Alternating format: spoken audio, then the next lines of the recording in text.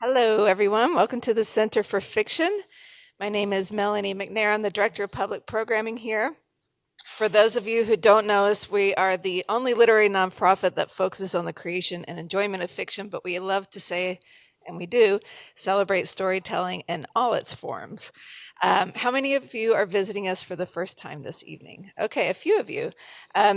September is almost over, but we are having a membership drive in September. We have a beautiful member floor upstairs, which is the nicest living room that none of us will ever have in New York City. And for a small, very discounted price this month, you can become a member for a year and enjoy it. It's a great place to read and write. Let's see, a few housekeeping announcements. We will have an audience Q&A tonight, and if you're here, please raise your hand and one of our fabulous interns will bring a microphone to you. That's so that the people who are watching on the live stream can hear you as well. Hello to everybody who's watching on the live stream. Tonight's event is part of our Storyteller Arts series and shows how fluid stories are, spilling over from one writer's pen to another and transforming the way that it's told in the process. A huge thank you to Kathy Sova and Theater Communication Group Books, our partners for this evening. And let me bring up Kathy to tell you about TCG and introduce our guest. Come on up.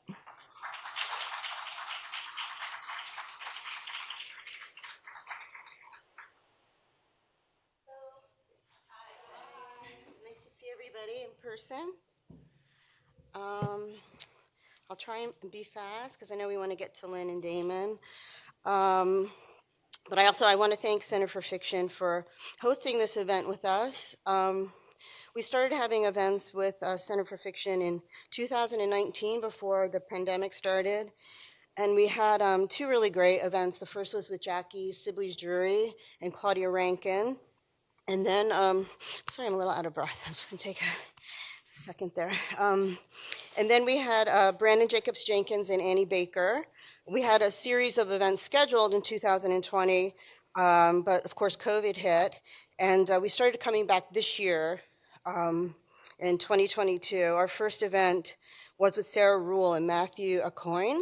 And they discussed their collaboration of Eurydice, the adaptation of Sarah Rule's play Eurydice for the opera. And then we had, excuse me, I'm gonna have a little water. And then in June, we had Alicia Harris with Nisi Aya and about 9 actors who read from Alicia's 2 really incredible plays that are in a first collection that we published for her, Is God Is and What to Send Up When It Goes Down. We also did a virtual event during the COVID time with Heidi Schreck and Paula Vogel. I do want to say a little bit about TCG to give you some context for those who don't know who we are. We're the National Organization for Theater, leading the theater for a just and thriving theater ecology. We really do a lot of great things for the field, serving about 700 member theaters, 7,000 individuals, reaching more than 1 million students, audience members, and theater professionals every year through conferences. We're very active in advocacy in DC. We offer grants, and we have a strong global presence as the U.S. Center for the International Theater Institute. We also publish Art Search, which is the leading job bulletin for arts jobs, and American Theater Magazine, both which we've been offering for free since COVID. Then there's TCG Books, and that's where I'm housed at TCG, and we're North America's largest trade publisher of dramatic literature. We've published 19 Pulitzer Prize winning plays. And the wonderful thing about TCG Books, something that I'm just so passionate about, is that we commit to the career of a playwright, not a particular play. So once we partner with a writer, we continue to publish them throughout the life of their career, as long as, they'll have us and they continually want to publish with us. Because of this, we've had more than 30 years to cultivate relationships with some of really the country's greatest playwrights. And because of that time, we continually work with the playwright, bring out their work. We keep everything in print as well. So we've published, say, 8 books for Tony Kushner, 8 books for Susan Laurie Parks, 6 books for David Henry Hwang, and we continually bring new authors to the list. For instance, We're working on Brandon Jacobs Jenkins' third collection of plays, as well as a series he's curating for us called Illuminations, which brings to life plays by Black playwrights that have either never been published before or are now long neglected. So now this brings us to tonight's event. I'd like to talk about Lynn and Damon. We've been publishing Lynn since her first play collection, Crumbs from the Table of Joy, and other plays nearly 20 years ago. Malima's Tale is our sixth book with Lynn. I am personally astounded by her strength as a writer. She can write bold comedy like Clyde's, which maybe a lot of you have seen recently on Broadway, dark comedy with stark political underpinnings like Las Maninas, which is really brilliant. If you haven't read that, I suggest you all get it tonight and read that play. And a topical and very human play, Sweat, for which she won her first Pulitzer. No, I'm sorry, her second, but making her the first and only woman to be awarded 2 Pulitzer Prizes for drama. And the other play was Ruined. Lynn is also the founder, with her husband Tony Gerber, of Market Road Films. They're an intelligent and engaging film TV production company of documentaries and scripted films, including This Is Reading, which was a many years initiative in Reading, Pennsylvania, where Lynn interviewed residents of that town as it was going through a very hard time of survival. These interviews culminated in a powerful performance and visual media piece, which took over the historic Franklin Street Railroad Station in downtown Reading for 3 weeks in 2017. These interviews became the bedrock to Sweat. They are currently working on a TV series based on her fantastic play Clyde's and E.L. Doctorow's Ragtime.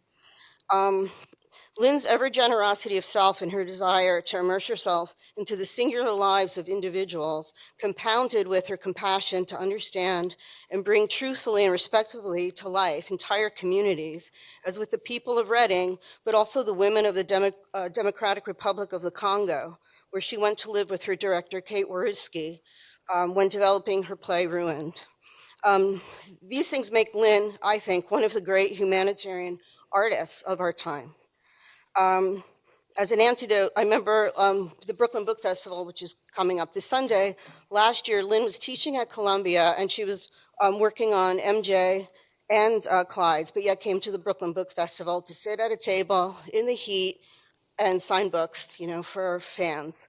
And now Damon is who Lynn will be talking with, is a world-renowned journalist covering many important issues such as drug trafficking, the black trade markets, the environment. He's been published in The New Yorker, Harper's, Rolling Stone, Men's Journal, and many other periodicals. His article, Border of Madness, which was published in Rolling Stone, was the basis for the Oscar-nominated documentary Cartel Land. And his article, The Ivory Highway, was an inspiration for Lynn's Malima's Tale. His upcoming book, The Mountain in the Burning Sky, which documents the Smoke Jumpers, which is an elite group of aerial wilderness fighters who later were contracted by the CIA for covert missions during the Cold War, is forthcoming from Penguin Random House. I personally can't wait for that to come out. I just want to thank Mellon Foundation, New York City Department of Cultural Affairs, and the Repertory Theater of St. Louis for supporting Malima's Tale and TCG Books. And that's it, thank you. Sorry for my wavering.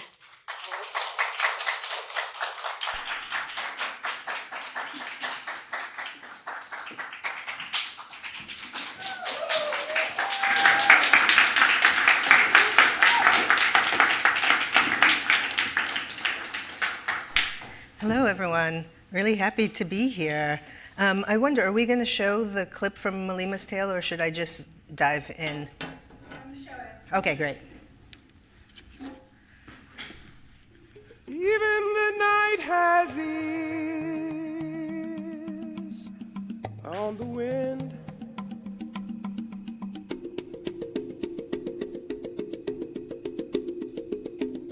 Thunder is not yet rain. I hear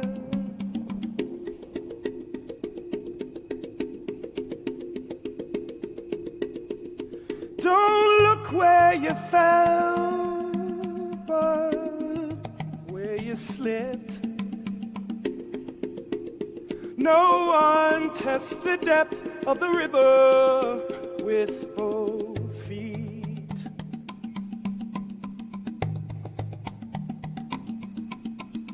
Listening,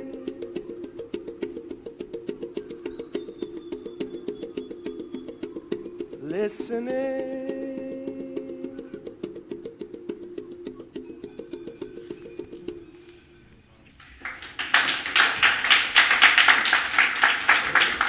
I wanted to share that just because I think the production was so beautiful, and I just get, I get thrilled whenever I see it. And so I just wanted to, before we begin, read something from Malima's tale. I'm going to attempt to do it without my glasses because I left them. So forgive me if I stumble over words. This is the very first monologue of the piece, so don't feel that I have to contextualize it, other than it begins with the story of Malima, who's one of the last great tuskers in roaming the plains of the savannah. We begin, thunder is not yet rain, a wilderness where a big tusker might seek refuge, the savannah, full moon. An elephant sensing danger calls out to his fellow travelers. When I was young, I was taught by my grandmother to listen to the night, really listen. For the rains in the distance, listen to the rustling of the brush, for the cries of friends and foe. She'd say, you must listen with your entire body, feel how the earth shifts when there's the slightest disruption, because how you listen can mean the difference between life and death. It's the truth of the savannah, something we all learn when we're very young. Sacred words passed from generation to generation, like stories of the verdant time before the violent crackle, before the drought and the madness, a time of plenty when the plains and rivers were owned by all, a time recalled by my grandmother with such alacrity that one needn't be nostalgic. She'd say, if you really listen, our entire history is on the wind. Malima listens and feels the night.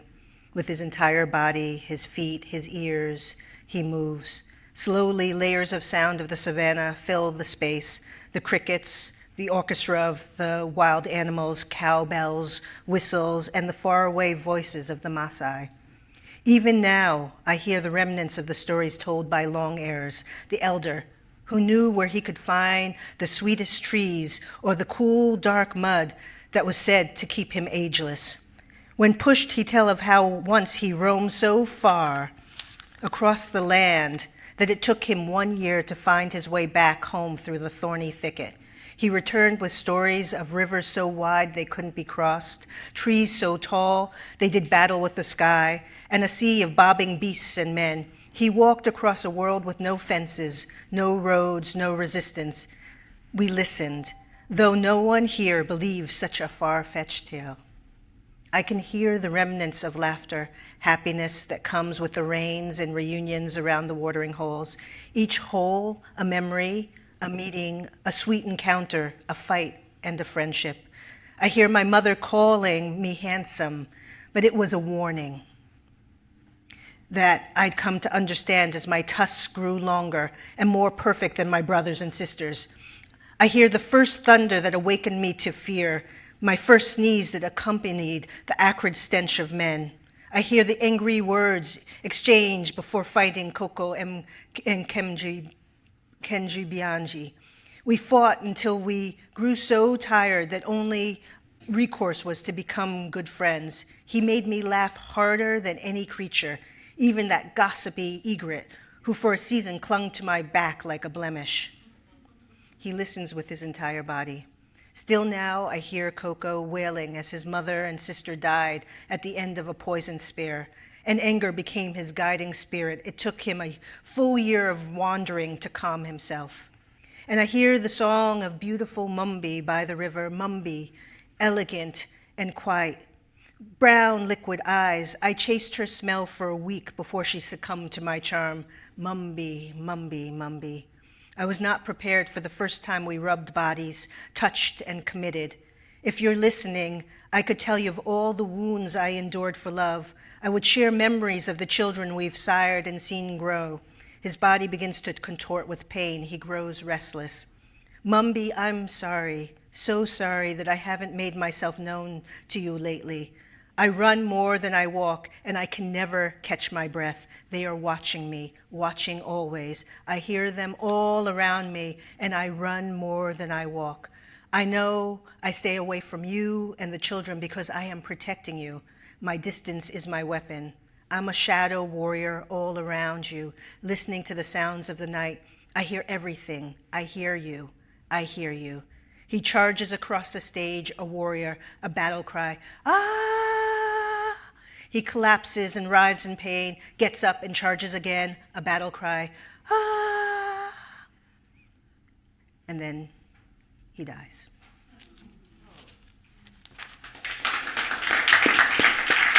Thank you.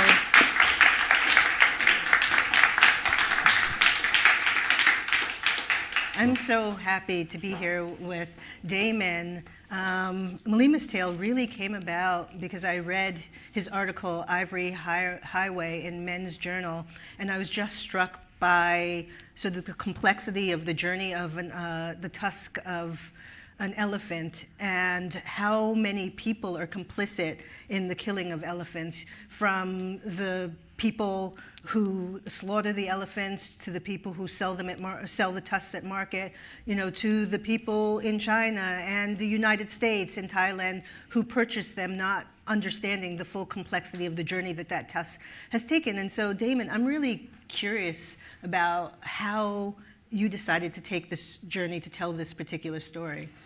So,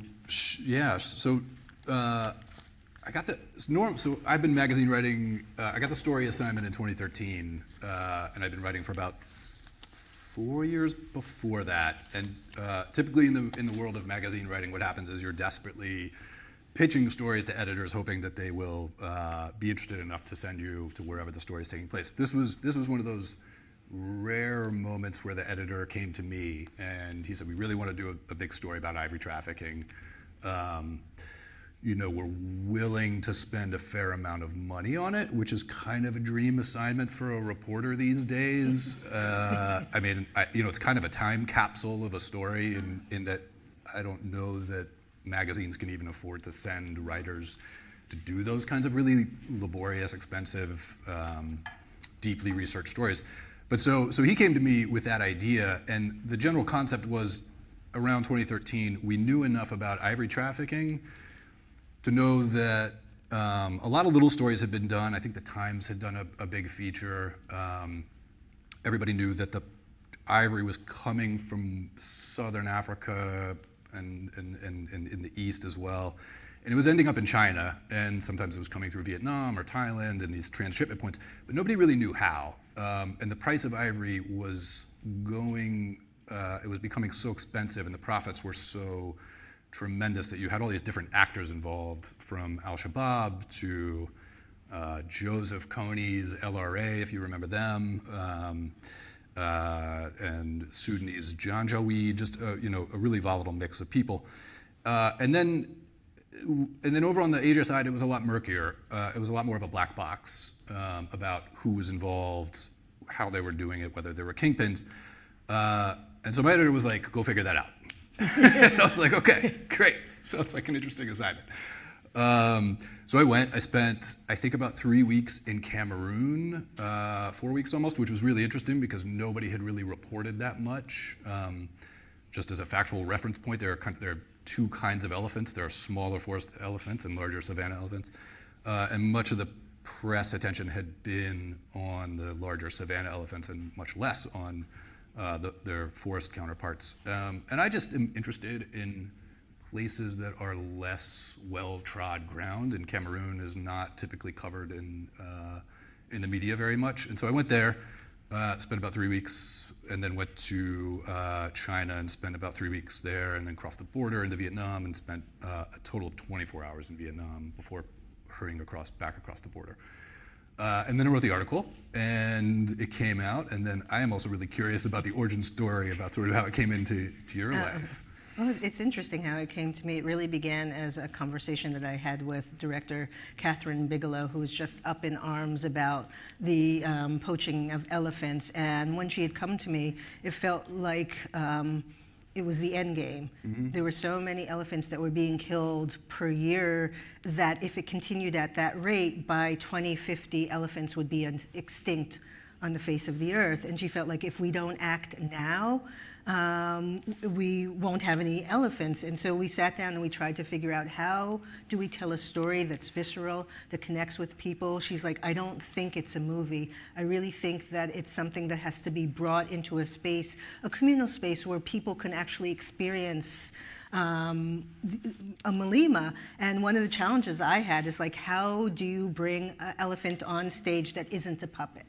Because I knew I didn't want it to be a puppet. I knew that I wanted Mlima to be embodied. I knew that I wanted him to be able to speak and communicate with the audience. And so we set about trying to tell that story. And we came across your article, and we thought, we not only want to tell the story of the poaching, but how that poaching leads to this very intricate network that ultimately ends up with people buying these super expensive ivory pieces in China. And at the time, there was a real hunger for ivory in China, because you had all of these very recent wealthy folks, because the economy expanded, and the way in which they demonstrated their wealth was by purchasing a piece of ivory that could sit in their house. And so suddenly the trade was exploding, and as a result, elephants were dying. And so that's really sort of the origin story of the piece. It's funny because we did our first reading at the Public Theater, which Catherine Bigelow directed, and she's really used to having these super big budgets. And at some point, she's like, right here, I want 100 people on stage. And Oscar used to say, well, that can't happen. And she's like, why not? Well, I'm so glad it ended up in your hands. I'll just tell you a quick aside story. So I wrote the article, and then, like, often, you publish a piece somewhere, and then it's not nearly as voracious as it is now. But the appetite for content, Right. people are optioning everything, and even in 2013, that was still, was very much a thing. And so somebody reached out. I won't name who it was, and I can't remember anyway. But he was a movie director, and his idea was he wanted to do an alien planet with an elephant on it, and like a courageous female commando character who rescues it or something. And I was like, I don't know. Okay, sure. Like, I'm a hungry writer, and we're also like a bit desperate sometimes. But it didn't go that route, and it ended up in your hands. And I'm so much happier about that, because it's such a beautifully told story, and very haunting. As a story, I wrestled with this in reporting it, and then trying to construct a narrative that was like compelling and cohesive. Even it's 2 continents, 3 countries, all these little sort of vignettes which were kind of the best I could get from each place, and how to string those together. For you, when I understood that you were going to do this, my first question was like, how do you even begin thinking about how to put that together? That was the question I had when I sat down to write it, because the article, as you said, is epic. You go from the forest of Cameroon through Marketplace, through Vietnam, into China, and I thought, how is that possible to capture all of that on the stage? And so what I decided to do is to shrink it down and to use somewhat of a Laurent structure, in which each scene only has 2 people, and each person sort of moves from one scene. One person from each scene moves into the next to show sort of the continuity of the trade. But I also, just sort of circling back to talk about Malima, I was really inspired in that moment by an elephant named Sateo, who is one of the last great tuskers in the world. And at the time, there were only 25 great tuskers left in Africa. And he was 50 years old, and this elephant had become so frightened that he literally was living his life in hiding. And finally, the poachers caught up with him and killed him, and it became this national tragedy for Kenya. And I found myself wanting to tell Sateo's story and have him haunt the people who were responsible for his death. And so in some ways, that haunting became the organizing principle of the piece. So when you see the play, what happens is he's killed, you meet the poachers who kill him, then one of the poachers goes to the game warden who, unbeknownst to us, is paying the poachers. And Malima haunts that scene, and then that game warden goes to a reporter, and that reporter then goes to the next scene. And so it works that way. But in each scene, the one person who's always there is the ghost of Malima. And what I really wanted to show is the way in which all of those people get marked and stained by their complicity in this trade.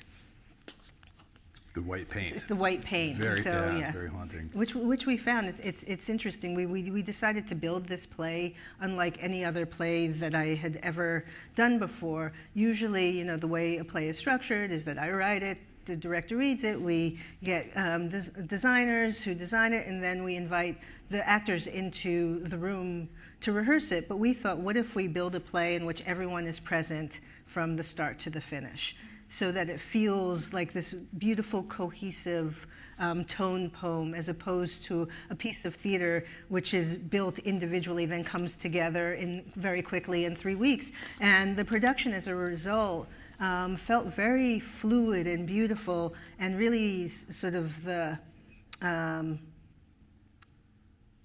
combination of all of these people's response to the ivory trade and to the poaching of this elephant. But I'm really curious because I did so much research. I mean, I think I spent 1 year researching this play, trying to figure out which characters I was going to put on the stage. And in reading it, this is an immensely dangerous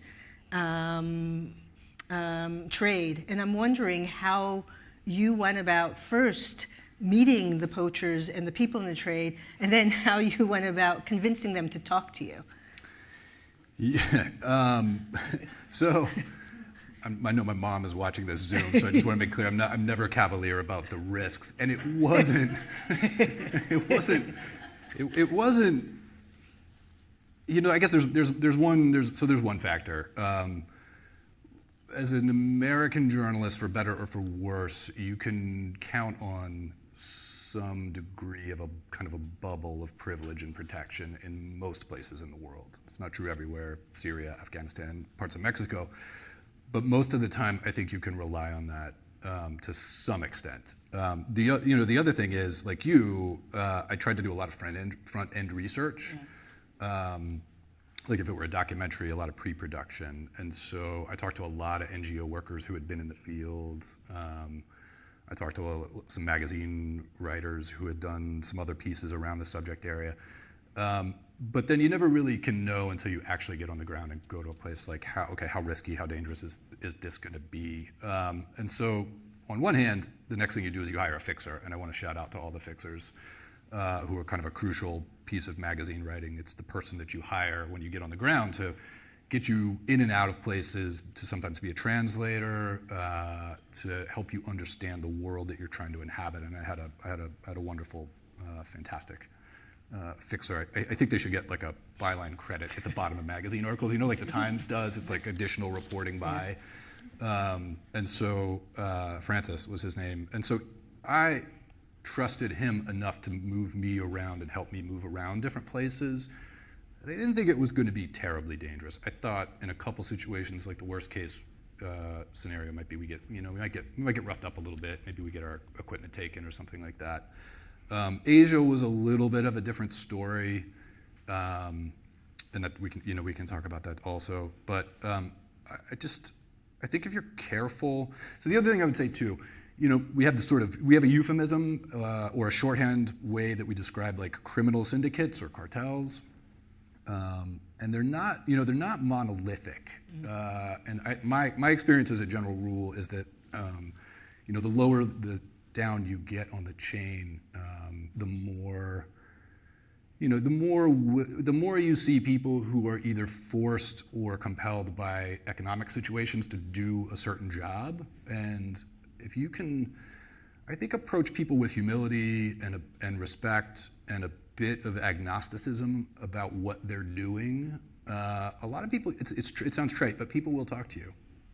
People will often open up and be willing to talk to you. That was how I handled it. Just careful planning, a good fixer. One thing we were talking about is just how the people sort of closest to the ground, the people who are often killing the elephants, are folks who are doing it out of desperation, as opposed to other reasons, like for profit, is that they're making so little money, which is kind of astonishing, and taking a lot of the risk. And I wondered whether you had the opportunity to speak with some of those folks who are actually in the field, or only the people who are in the marketplace. So I did. So some of the first people that I spoke to were the poachers. These were the guys who were on the sort of the pulling the trigger and going out into the bush and doing the actual killing and the harvesting of ivory. And to your point, these were not the criminal kingpins. These were people at the very bottom rung. And in Cameroon, it's interesting. In Cameroon, a lot of the time, the people who are getting hired by the people further up on this chain are it's an ethnic tribe called the Baka, and we would have referred to them as pygmies decades ago, but it's an impolite term now. But a lot of them have been forced out of the forests where they once lived, especially by Western environmental NGOs, in an effort to save wildlife. So they are often desperately poor, have no way to make an income except for this one skill, which they are remarkably good at, which is tracking and poaching elephants. And so I found myself quite sympathetic to their plight, which was a little bit, maybe not surprising, but just, killing an elephant is grisly and brutal and violent and awful and tragic, but so are the circumstances that they often have to live in. So. Yeah, and one of the things that people don't know often is that elephants are very communal, that they're loving, that they're social, that they have long memories, and that they grieve and that they mourn. And so the killing of one is like killing the entire community. Yeah, they're remarkable creatures. You're gonna segue right into one of my questions. So, I know that you're a voracious researcher, like I am, and so I wondered if there were, as you delved into the world of elephant behavior or research, were there things that you saw that were particularly striking? Yeah, one of the things that really surprised me is the way in which elephants communicate. We very often think that it's when they're roaring, but they communicate a lot of times through their feet, and that's how they warn each other. That's how they call to each other, is through vibrations, and they can communicate over long distances. And I found that fascinating. So when you see elephants that are stamping their feet, that there's actually a conversation that they may be having with someone a mile away, and I found that to be immensely interesting. Right, the remarkable creatures. I remember one of the details that I came across, like probably everybody or most people know about Happy, the elephant that recognized herself in the mirror at the Bronx Zoo. So we know that their capacity for self-recognition, abstract thought, all those things are there. And I interviewed he's a zoologist named Ian Douglas Hamilton. Right. And he told me this story about watching the matriarch of one of the groups of elephants that he observed. Her name was Eleanor, and she had fallen and injured herself, and another elephant came to her aid and tried to lift her up, and this took place over the course of several days, and she wasn't able to she was badly injured, and it was clear that she was going to die, and she did. And then he watched as elephants from all over the savannah started coming in somehow, maybe through this, Perhaps that's the way they're the communicating. sonic repertoire that they have that's like below the range of our hearing or through their feet. I mean, they're like amazing creatures. And they all came and they touched her and they spent several days with her body, and they were almost like standing vigil for her. It was just, a remarkable story. And so it's kind of, I don't know, it's hard. You have to hold that in sort of one part of your head, and then in the other part also there's the people that were, that are killing these animals, which is it's a complex. One of the astonishing statistics when I was doing some of my research, and I believe it's in your article as well, is that at the turn of the 20th century, I think there were 65 million elephants, and now I think there are 400,000. Yeah, China gets the bad rap, but the U.S. also has to. We really have to acknowledge that the U.S. is responsible for the from 1900 to '89, I think, when the ivory ban was passed. That was all almost entirely the United States. Has a lot of responsibility. Yeah, as ever. Were there either in your own research or in the article, were there characters that you found inspirational or inspiring or repellent? Oh, yeah, well, I found a lot of them to be incredibly repellent. In particular, I was surprised by how complicit so many of the game wardens were in the ivory trade, and how they also, and particularly in my research, could rationalize the choices that they made. It's like, we are doing this, and if we don't do it, someone else will do it, and we're able to control the number of animals that are poached because we allow these people to access to the parks. And that I found to be really surprising and repellent. I also was surprised by some of the wealthy folks in China who understood the cost, the emotional and physical cost of the ivory, and still chose to purchase these trinkets, and still chose to invest in things that were basically part of a blood trade. And that surprised me and angered me. And that's why I end the play there, is because I really wanted to point a finger at folks who are so far removed from the actual killing of the animal, but are responsible for that death. Mm-hmm.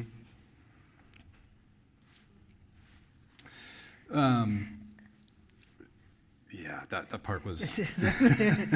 That part was kind of shocking. I can ask you the question you asked me, is what was the biggest surprise or revelation that you had when you were doing this research? I know that when I read the article, most of the information was completely new to me, but I'm wondering, what did you discover?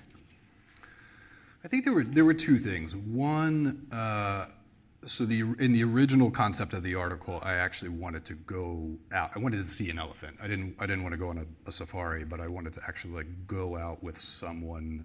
There's a character in the article named Pierre, and I didn't want to watch one get shot.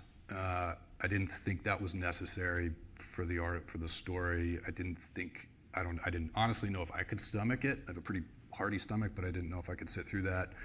I wasn't sure if it just seemed unnecessary for a lot of different reasons. But I did want to go out with someone and see an elephant, and so I think we spent 2 weeks, the fixer, the photographer, and I, trying to, on various days, try to set that up, and we couldn't. Number one, because there were so many fewer forest elephants in Cameroon. Their numbers have been decimated so much that they just were not there. And the ones that were there were incredibly wary of humans because they're smart, they knew what was happening. And so you had to work that much harder. And so,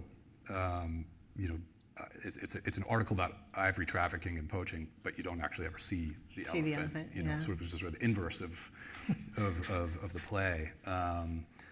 And then the other thing too, I have to say, was just, it was about the thing that surprised me was the sort of the environmentalist perspective and how singularly focused it has been over the last several decades on creating preserves and parks in parts of Africa for the animals, which is all well and good and well-intentioned, I think, but it really ignores the people who live in that region. And, you know, it's like sort of, if you've watched The Wire, like the David Simon thesis about like people will work with the economies they have, you know, and people will, if given the choice between making $1,000 for a week's work in the bush or selling gasoline in a market or cassava, whatever it is, and making $1 a day, like it's a fairly rational economic choice. And so if you want to solve you don't solve the one, you also have to solve the other. And you don't even have to be really altruistic about it. You can just realize that solving this wouldn't solve that one. I mean, you should be altruistic about it, but. And I was just surprised, sort of how singular the focus has been on the animals, and much less on the sort of on the well-being, the economic wellness of the people, also. So. Yeah, that's, you know, it's one of the things I also do find striking. You talk about the environmental impact. In your article, you were talking about the fact that most people don't know the role that elephants play in maintaining the environment. Is that, you know, through their dung, they're spreading seeds and fertilizing. They're creating trails that create natural fire paths. So when the forest burns, there's natural stops there. Right. And so when we kill the elephants, we're actually also killing the environment in ways that we don't comprehend until after they're gone. Right, right. Okay, so you obviously you did do a lot of research. You delve. I know that you are a voracious researcher. Were there other sources? Were there other things that you pulled from that really helped like influence or inflect the play in some way? I read books. I read articles and interviews. I spent a lot of time watching elephants because I was really interested in getting to know elephants in their natural habitat. And I've also had the opportunity on several occasions to go on safari and encounter elephants and even be charged by an elephant. Wow. In Uganda, which was surprising, but you know, we were encroaching on his territory, and I don't blame him. You know, if someone came into my house, I'd be like, "Get out!" Right. Makes sense. So it doesn't make perfect sense. It's like, I'm sorry. Rational. Yeah, I mean, the elephant was behaving as one would if you're entering into your home. And so, yeah, I can't remember because it's so long which books I read, but I did do a lot of reading and scanning of the internet and looking at transcripts of interviews. I think I had some of your transcripts and transcripts of other interviews that people had done with poachers. And how about the white paint? I have to ask just. Because that's such a... You know, the white paint was something that we found in rehearsal, and it's one of those happy accidents because we had the costume designer there, and we're trying to figure out how do we leave Malima's stain on everyone who encounters him. And at first, I wanted him to be covered in dust, like a Butu dancer, and to move like that. And what we discovered is that the dust was really problematic on stage. And the actors complained, and we're like, okay, the dust is not going to work. And it was Jen Muller, who was our costume designer. She's like, well, what if we use some sort of paint? And we experimented with different kinds of paints that could be in the actor's hand so that every time he touched someone, he'd leave a mark. And I don't think we would have come to that conclusion if she hadn't been present for the rehearsals. Oh, wow. Just an amazing stroke. Yeah, it's just stroke. I mean, it was because of the process that we had set up that we discovered what ends up being one of the key narrative elements in the play. It's very stark. Yeah. It's very powerful. It's very haunting.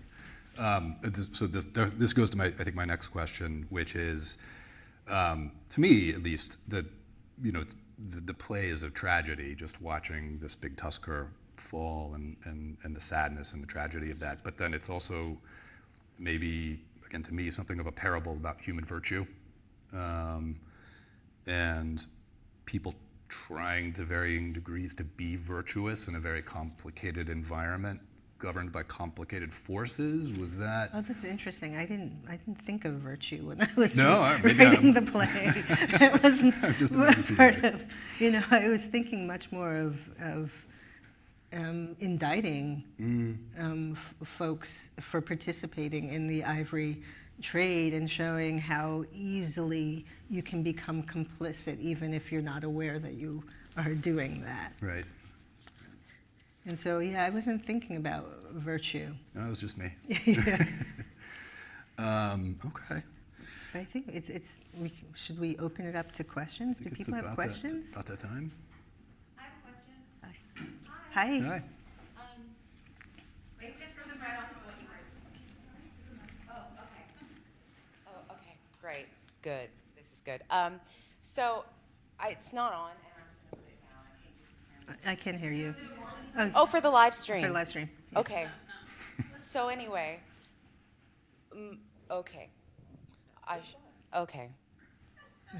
I'll just hold it right here. Do you want? That's good. Okay. So, what you've spoken so much about complicity and the way that the stain makes its way onto everyone who touches it, right? As kind of visual metaphor for complicity. And I've thought of different ways to ask this question. But the way that I've landed on is how far away from an act of violence do you have to be in order to no longer be culpable? Perhaps in the context of this work. How far away do you have to be? How far away until you're no longer stained? I mean. Well, but I think that's the argument of the play, is that you can be across the ocean and still be complicit in that act of violence. Particularly if you're financially benefiting from it, or even if you're unwittingly benefiting from it, you're playing some role in that act actually happening. Yeah, it's a really interesting question on the China side. So the thing that I figured out was that China had created this sort of elaborate smoke and mirror system where ivory trafficking has been illegal internationally since I think 1989, but China was allowed a national market so they could trade inside. And in order to do that, they had agreed to set up this sort of monitoring mechanism, and they had bought a big pile of old ivory from two different countries in Africa, and they were supposed to only draw from that and turn that into ivory. And then in order to attest to that being true, every little certified shop you went to in Beijing, for example, had a little certificate with a picture of say it was a chessboard. But what they were doing, at least on the shopkeeper's end, is they would sell the chessboard, and instead of giving the picture and the certificate to the buyer, they just kept it, and then they would just make another chessboard out of illegal ivory. And they would repeat that process 15, 20, 30, however many times. So they had this laundering mechanism in place, which I thought was very obviously the shopkeepers, the people who were perpetuating it, I think were well aware of what they were doing. I also think the people who buy it. And I think most of the people on the buying end were aware. It's interesting. Some of the, it's not propaganda. What do you call it? PSAs are starting to turn people's buying habits a bit in Asia, which is a good sign for elephants. So awareness itself is the environment then? Yes.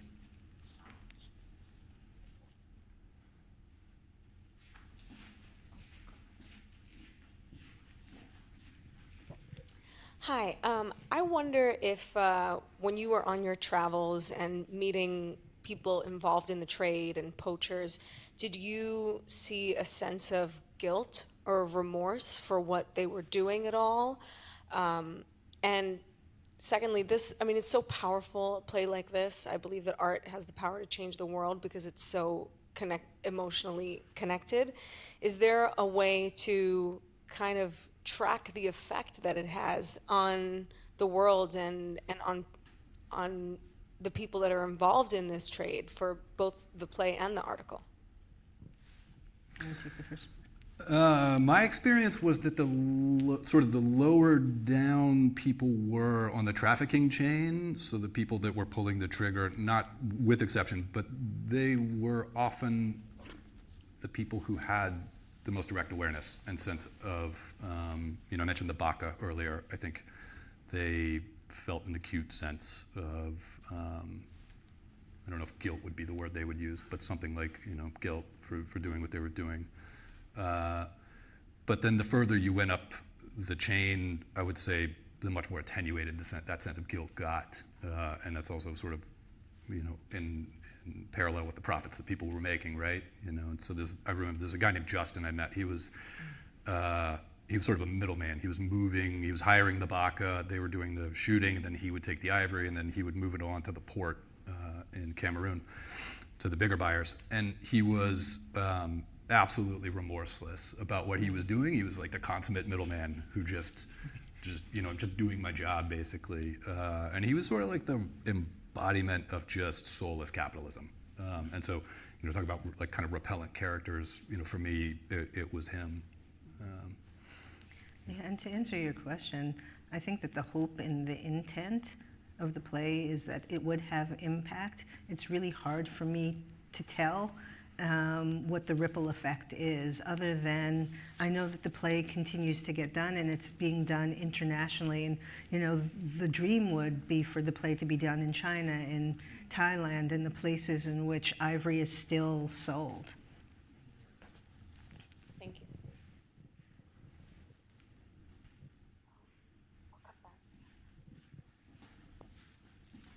Hi, I'm Kristen. Thank you both for this wonderful talk. I'm actually teaching a full semester of your plays at NYU. Thank you.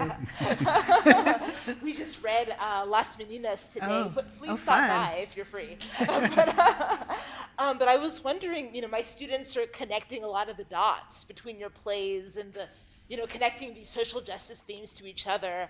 I was wondering, do you consider yourself a political playwright? It's interesting because I get asked that question a lot, and my answer is that I consider myself to be a socially engaged playwright, because I find that the term political playwright is thorny, because there are people who consider themselves to be political playwrights when they're writing about politics, but I don't think that those are necessarily political plays because they're not changing anything. And so I like to think that I write plays that are in conversation with what's happening in the moment with the culture. Thank you.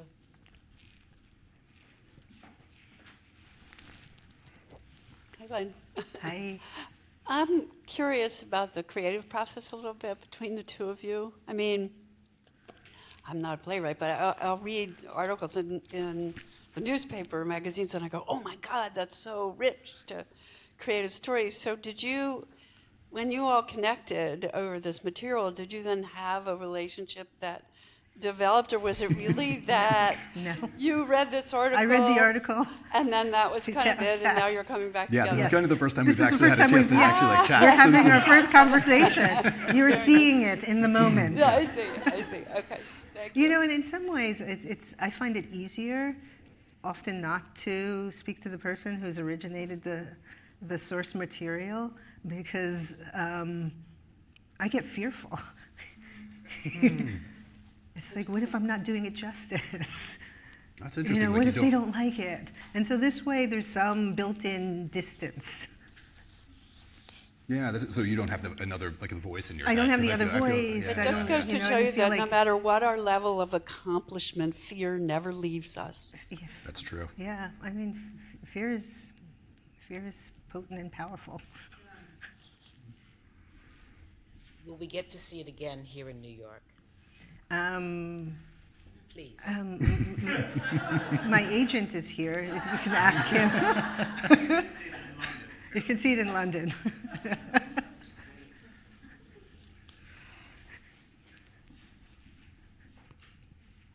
I'm curious, when you were writing from the perspective of the elephant, did you have someone or something in mind that inspired that voice? And like, how did you come up with the vocabulary and the tone? I was thinking of the elephant.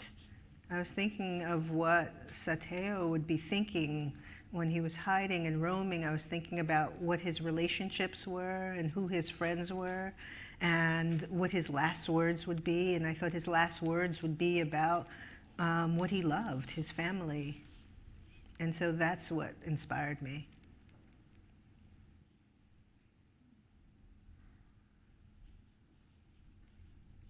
Any more? My glasses, I can't see anything. No, me neither. Thanks. Hey, Lynn. Hey there, how are you doing? Good. I guess this is maybe for both of you, but just I'm really struck by there's an emotional weight to the subject matter. And so as a writer, both of you as creatives, what do you do to release and let go of that emotional weight so you just don't carry it around with you every day? Because you could go down that rabbit hole of how dark and deep and disturbing this is. Not that we should deny the reality of it, but just to function in the world, you have to, some degree, let go. No? Yeah, I mean, that's such an important question. And I think that over years that I've begun to really develop strategies to let go of some of the heaviness that comes out of going into these difficult spaces, you know, whether it be traveling to space with steel workers who are locked out of their factories, or women in Congo who are dealing with gender-specific human rights abuses. I find that I need a happy space to go to after dwelling in that difficulty for so long. And so what I tend to do is write 2 plays at the same time. And one is a tragedy and one is a comedy. And I literally can switch screens very efficiently when I want to escape and go to a space that allows me a certain kind of freedom and levity that I know when I go back into that other space I'm not going to have.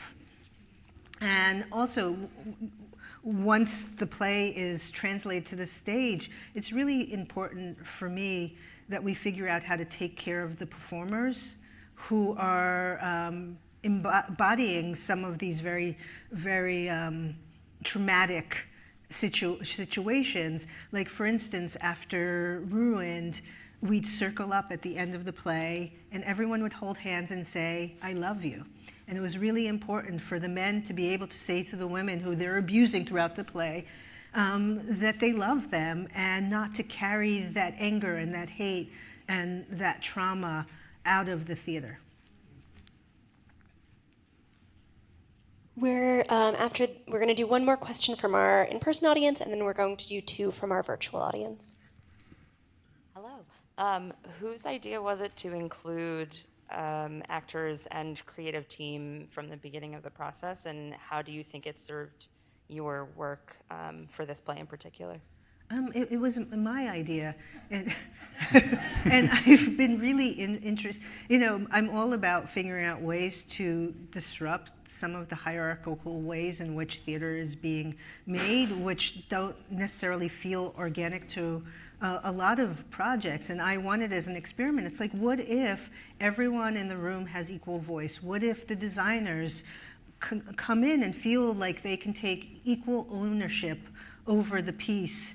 As the actors do, and the directors, and you know, how can they help me build the narrative? And it's something that I feel really strongly about is some of these hierarchies that were developed. Someone told me that the theater hierarchy was developed in the 1940s because men came back from war and had those systems that were just embedded and sort of drilled into them, and they overlaid that on the making of art. And I thought, why are we still making art in that same way 70 years later?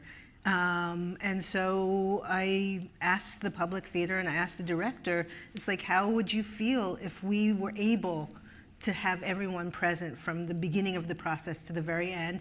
And we were very fortunate that they said yes in this case. Here's a question. I want to know more about the NGOs that are set up to save animals and displace people to do so, and how those people end up killing the animal, and if you could talk more about that. I will throw that to you. Sorry, could you repeat the question? I'd like to know more about the NGOs that are set up to save animals and displace people to do so, and that those people end up killing the animal, and if you could talk more about that. Yeah, I mean, I don't think I'm going to name the NGOs. Like I said before, I think that the effort has been well-intentioned, and it's designed with a good faith outcome in mind, which is to save these, remarkable marquee keystone species. And some of the costs of that have been borne by the people that live, on the outskirts of these parks and these preserves. And I would just say that if you wanted to solve the elephant poaching problem, for example, you would pay attention to a more global ecosystem. Yeah, you would pay. It's a dynamic ecosystem, and you would pay attention to all. Just as by way of example, not too long after this story, I did another one in Congo, where I met your husband. In Virunga National Park, and so the head ranger there, he is in charge of all of Virunga, and in Virunga there are some of the last surviving mountain gorillas. And so he had been battling poachers and various militias, and he really kind of realized at a certain point that the economic instability in the region was, if there is a root cause that he could do something about, that was it. And so, he had started building hydroelectric dams around the park in order to have electricity so people could then start businesses. I don't know that that's the final solution. I don't know that that solves all the problems, but that at least solved seems like it will solve some of the problems. And so that's how I answer that. And then our final question for Lynn is, I listened to Mlima's Tale as a radio play by Profile Theater in Portland during the pandemic years, along with the Las Meninas, and by the way. News to you. It's a compelling play. When you read the intro monologue this evening, I was immediately struck by the parallel of the warnings that the elephants need to listen to survival and those that Black parents give their children in America. Any comment on that? And also, thank you. Your work is amazing, and I've now seen and heard seven of your plays. And this is from Deborah Carrera. Yeah, I mean, definitely embedded in the play. When I was writing it, I was thinking a lot about Middle Passage. I was thinking a lot about the way in which the African continent continues to be raped of its resources. And as you say, that the people who are the most desperate are the ones who have to make these compromised choices in order to survive. And so it was all very much on my mind when I was writing the play. And in fact, there is a scene in the play which echoes Middle Passage, in which you have all the voices of the elephants calling out from the regions where they're from, the Cameroon, from Sudan, from Kenya.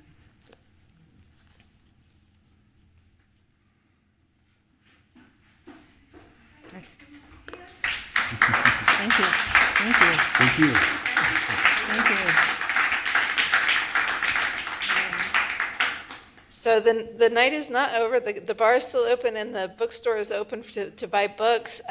Lynn was kind enough to pre-sign all the plays that are for sale.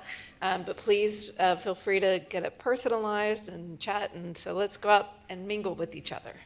Thanks for coming, everyone. Thank you, everybody. Thank you. Thank you. Let's take this off. That was super informative.